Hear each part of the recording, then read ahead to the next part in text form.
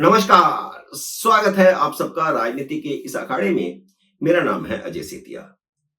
मित्रों, मुस्लिम तुष्टिकरण वाली पार्टियों को नरेंद्र मोदी ने एक और जबरदस्त झटका दे दिया है। लैंड जिहाद के खिलाफ वक्फ संशोधन बिल लोकसभा में पेश हो गया है। राहुल गांधी को उम्मीद थी कि वक्फ संशोधन बिल पर मोदी सरकार गिर जाएगी क्योंकि टीडीपी और जेडीयू बिल का समर्थन नहीं करेगी। राहुल गांधी इन दोनों पार्टियों पर लंबे समय से उम्मीद लगाए हुए बैठे हैं। उन्हें लगता है कि एक दिन ये दोनों पार्टियां मोदी सरकार को गिराएंगी और वह प्रधानमंत्री बन पाएंगे। लेकिन इन दोनों ही पार्टियों ने वक्फ संशोधन बिल का समर्थन करके राहुल गांधी की उम्मीदों पर एक बार फिर पानी फेर दिया है। एक बार फिर मैं इसलिए कहता हूं क्योंकि यह मोदी सरकार को गिराने की तीसरी कोशिश थी। पहली कोशिश तो तभी की गई थी जब सरकार बनी ही नहीं थी, जब नरेंद्र मोदी का शपथ ग्रहण ही नहीं हुआ था। तब राहुल गांधी ने शरद पवार के माध्यम से चंद्रबाबू नायडू और नीतीश कुमार को अप्रोच किया था और नीतीश कुमार को प्रधानमंत्री पद की पेशकश की गई थी। इसका खुलासा खुद जेडीयू के महासचिव केसी त्यागी ने किया था। राहुल गांधी ने दूसरी उम्मीद तब पाली थी जब मंत्रिमंडल का गठन होना था। राहुल गांधी उम्मीद पाले बैठे थे कि टीडीपी और जेडीयू कोई बड़ा विभाग मांग लेंगे। गृह मंत्रालय, रक्षा मंत्रालय, वित्त मंत्रालय या रेल मंत्रालय में से कोई एक विभाग दोनों पार्टियां मांगेंगी और मोदी उसके लिए तैयार नहीं होंगे तो सरकार संकट में फंस जाएगी, सरकार गिर भी सकती है। मोदी सरकार गिराने की अब यह तीसरी उम्मीद थी जो टीडीपी और जेडीयू ने तोड़ दी है और यह लगातार प्रयास राहुल गांधी की तरफ से किए जाते रहेंगे और दूसरी तरफ जन आंदोलन भी खड़ा करने की कोशिश शुरू हो चुकी है। कांग्रेस के नेता लगातार यह कह रहे हैं कि जो बांग्लादेश में हुआ है वह भारत में भी होगा। तो इसका मतलब यह है कि कुछ कोश से अंदर ही अंदर इस तरह की कोई ना कोई आंदोलन शुरू करने की चल रही हैं, खासकर किसानों को आगे करके, क्योंकि राहुल गांधी ने हाल ही में 2 बार संसद भवन के अंदर किसानों को बुला करके उनसे मुलाकात की है और इस 15 अगस्त को देश भर में ट्रैक्टर ट्रैली का एक रैला निकालने की योजना बन रही है।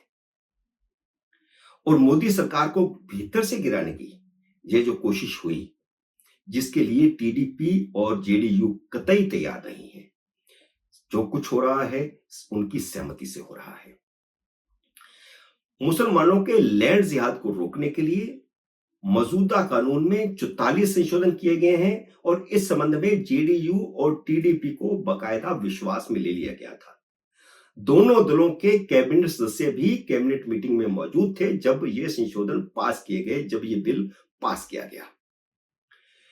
अल्पसंख्यक मामलों के मंत्री किरण रिजिजू ने यह कहकर राहुल गांधी और अखिलेश यादव की हवा ही निकाल दी कि कानून में संशोधन सच्चर कमेटी की सिफारिशों के आधार पर ही किए जा रहे हैं, जिसे यूपीए सरकार ने दबा कर रख दिया था।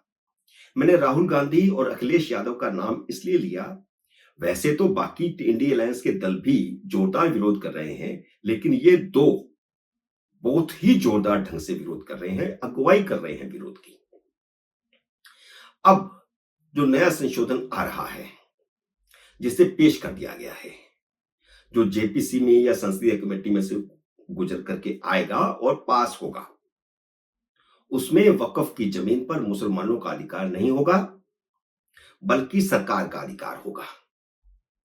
सरकार वक्फ की संपत्ति का संचालन करेगी और उससे होने वाली कमाई गरीब मुसलमानों के कल्याण पर खर्च होगी, गैर मुसलमानों के कल्याण पर खर्च नहीं होगी।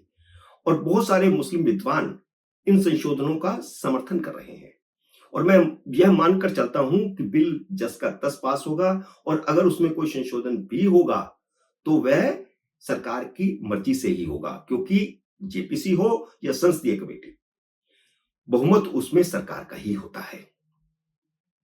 और किसी भी विवादास्पद प्रॉपर्टी पर इस नए संशोधन के बाद फैसला बोर्ड नहीं करेगा जिसमें 100% मुस्लिम सदस्य होते हैं, बल्कि डीएम करेगा।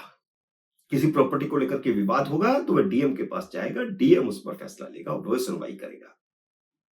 और इसी तरह ट्रिब्यूनल में भी जो फैसला बोर्ड का होता है उसके बाद ट्रिब्यूनल में जाते हैं, तो डीएम के माध्यम से बोर्ड का फैसला होगा और उसके बाद अगर विवाद ट्रिब्यूनल में जाता है तो उसमें जो 3 सदस्य तीनों मुस्लिम थे, उसमें 2 सदस्य और जोड़ दिए गए हैं और वह जरूरी नहीं है कि जो जोड़े गए सदस्य हैं वे मुसलमान ही हों। कानून का यह प्रावधान तो बिल्कुल हटा ही दिया गया है जो वक्फ बोर्ड को हर हालत में किसी भी प्रॉपर्टी को वक्फ की प्रॉपर्टी बताने का हक देता था। जिस पर वह हाथ रख देते थे वह प्रॉपर्टी वक्फ की हो जाती थी। वक्फ बोर्डों पर अनपढ़ अधपढ़ मुल्ला मौलवियों का कब्जा खत्म हो जाएगा और मुस्लिम समाज भी यही चाहता है, क्योंकि प्रॉपर्टी पर कुछ धनाढ्य लोगों का कब्जा हो गया है और उन्होंने उस प्रॉपर्टी पर, वक्फ की प्रॉपर्टी पर अपनी बिल्डिंगें बना ली हैं और उससे कमाई कर रहे हैं, जिसका गरीब मुसलमानों को कोई फायदा नहीं होता।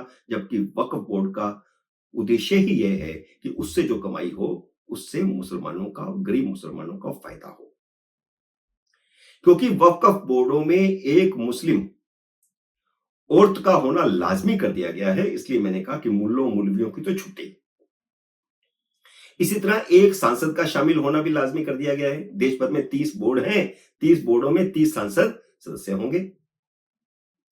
या हो सकता है जैसे स्टेट हेडक्वार्टर है, अगर वहां उसका मुख्यालय है तो फिर वहां का सदस्य होगा, जैसे लखनऊ हो या चंडीगढ़ हो या इसी तरह कैलकाटा हो या इसी तरह मुंबई हो, अहमदाबाद हो, जो राजधानी में बोर्ड होंगे तो हो सकता है कि वहां का सांसद उसको सदस्य बनाया या ये बदल करके भी हो सकते हैं।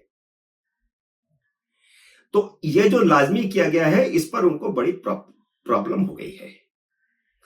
और सांसद किसी भी धर्म का हो वो सदस्य होगा और देश में 500 से ज्यादा सांसद तो हिंदू हैं, इसलिए वक्फ बोर्डों में गैर इस्लामिक सदस्यों की एंट्री हो गई है। इसके साथ ही यह शर्त भी हटा दी गई है कि राज्य वक्फ बोर्ड का सीईओ कोई मुसलमान ही होगा। पहले सीईओ मुसलमान ही बनाया जाता था, तो यह शर्त अब हटा दी गई है। बिल में प्रावधान है कि बोर्ड का सीईओ राज्य सरकार के संयुक्त सचिव के पद से नीचे का नहीं होगा, यानी संयुक्त सचिव या उससे ऊपर के स्तर का ही जो है सीईओ बनाया जाएगा। क्योंकि मुस्लिम समाज में औरतों को बराबरी का दर्जा नहीं दिया जाता, इसलिए मुस्लिम संगठन तो बिल के विरोध में उतरे ही हैं। इंडी अलायंस भी विरोध पर उतर आया है और इनकी सबसे बड़ी आपत्ति यह है कि औरतें क्यों, औरतों को क्योंकि मुसलमान बराबरी का दर्जा देते ही नहीं, वो उनके साथ बैठेगी। और इसी तरह सीईओ ज्यादातर जो है वो हिंदू हो जाएंगे या ईसाई हो जाएंगे, जहां भी सरकार जैसा बनाना चाहेगी। कांग्रेस और समाजवादी पार्टी मुस्लिम औरतों को शामिल करने का तो विरोध कर नहीं सकते, इसलिए बोर्ड में गैर मुस्लिम सांसदों और हिंदू अफसरों को सीईओ बनाए जाने का जोरदार विरोध कर रहे हैं। अब देश के 500 से ज्यादा सांसद हिंदू हैं तो वक्फ बोर्ड के मेंबर तो वही होंगे। चलो मान लिया 2-4 जगह पर ढूंढ करके मुस्लिम सांसद बना देंगे, लेकिन बाकी जगह पर तो हिंदू ही बनाने पड़ेंगे। जिस राज्य में हिंदू मुस्लिम सांसद है ही नहीं वहां क्या करेंगे। चलिए, जैसे हम वक्फ की केंद्रीय परिषद को लेते हैं तो उसमें अब एक केंद्रीय मंत्री होगा, 3 सांसद होंगे, 2 लोकसभा से 1 राज्यसभा से, मुस्लिम संगठनों के 3 प्रतिनिधि होंगे और 3 मुस्लिम स्कॉलर्स, कानून के विशेषज्ञ शामिल किए जाएंगे, वे भी मुस्लिम होंगे। इसके अलावा 2 रिटायर्ड जज होंगे कि जरूरी नहीं है वे मुसलमान हों। देश के 4 जाने माने प्रसिद्ध लोग होंगे, वे भी जरूरी नहीं है कि मुसलमान ही हों। और केंद्र सरकार के वरिष्ठ अधिकारी भी शामिल होंगे, मुस्लिम भी हो सकते हैं, गैर मुस्लिम भी हो सकते हैं। इस तरह जो वक्फ बोर्ड अनपढ़ अधपढ़ मुल्ला मौलवियों की बपोती और भ्रष्टाचार के अड्डे बने हुए थे और किसी 1500 साल पुराने मंदिर पर भी दावा ठोक देते थे, वह लैंड जिहाद की दादागिरी अब खत्म हो जाएगी। वक्फ बोर्ड में समझदार टैलेंटेड लोगों को शामिल किया जाएगा। इस पर भी कांग्रेस को ऐतराज है कि आप टैलेंटेड के नाम पर गैर मुसलमानों को सदस्य बनाएंगे। तो वो तो होगा ही।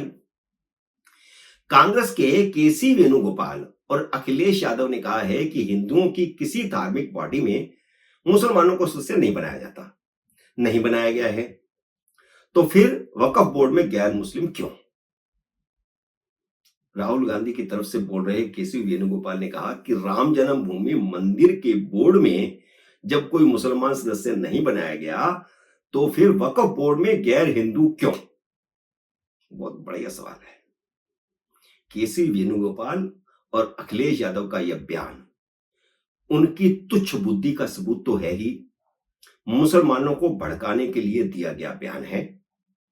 जबकि वक्फ बोर्ड कोई धार्मिक बॉडी नहीं है, वह संसद के कानून से बना हुआ बोर्ड है। जब संविधान सेक्युलर है तो संसद के कानून से बनी कोई बॉडी कैसे किसी धर्म विशेष की हो सकती है? उन्हें यह जवाब किसी भाजपाई ने नहीं दिया, बल्कि जेडीयू के लल्लन सिंह ने दिया, जिस जेडीयू पर राहुल गांधी ललचाई नजर से देख रहे हैं कि वह नाराज हो और सरकार गिरे। मित्रों, चुनावों के समय शुरू हुई इंडी एलायंस की भ्रम और झूठ फैलाने की पाठशाला अभी भी बंद नहीं हुई है। वही भ्रम, वही तुष्टीकरण, वही झूठ, वही जारी है। उम्मीद है मेरा ये वीडियो आपको पसंद आया होगा। इसे लाइक और शेयर कीजिए। अगर आपने मेरे YouTube चैनल को अब तक सब्सक्राइब नहीं किया तो कृपया सब्सक्राइब करके अपना आशीर्वाद दीजिए। जल्दी मिलते हैं अगले वीडियो में किसी अन्य विषय के साथ। तब तक नमस्कार।